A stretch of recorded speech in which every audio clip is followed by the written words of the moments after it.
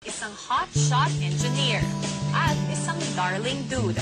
Kapwa tubong Cebu, magkasabay na pumasok sa looban sila Slater at Divine. Umpisa pa lang, aminado na si Divine sa kanyang pagiging lesbian habang si Slater binata at malaya. Sa gitna ng payak na pamumuhay sa barong-barong, unti-unting nagkakilala ang housemates. Ang kapwa may malakas na personalidad na sina Slater at Divine naging magaan ang loob sa isa't isa. Hanggang sa paglipas ng mga araw, lalo pang napapalapit ang dalawa. Isa-isang nagbigay ng opinyon ng boy sa tingin nila ang crush ng bayan ng bahay. Divine po, kuya. May attitude po, kuya.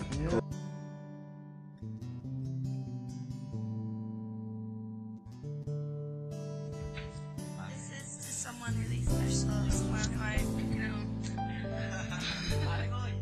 would go straight for. So, we've been really good friends since day one.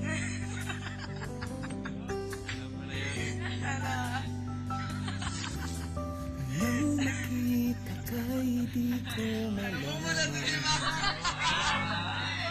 saan ka galing, saan paroroon. And I would, it's sayang Nakuha mong kausapin ng aking puso, a lot of people, but I feel for you.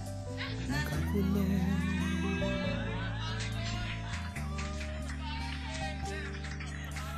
Ilang araw, ilang buwan ang dumaan,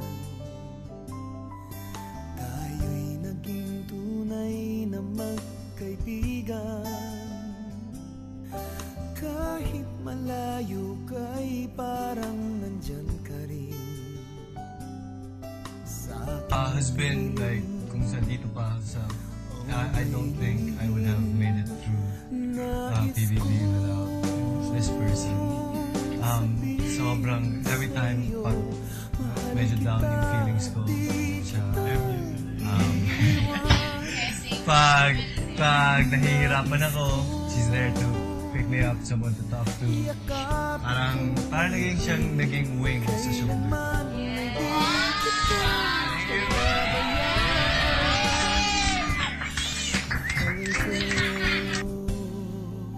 mahal ko.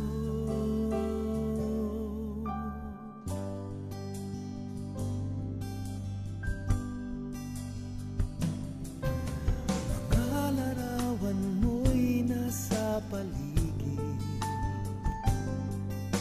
minamasdan at hinahagan. At habang lumilipad ang aking puso,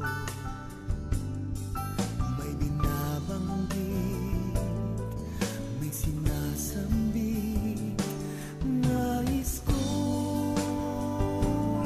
Kami na kasi. Ano ba talaga, Slater? Ayan o, kaharap mo na. You're only one glass apart. Yun!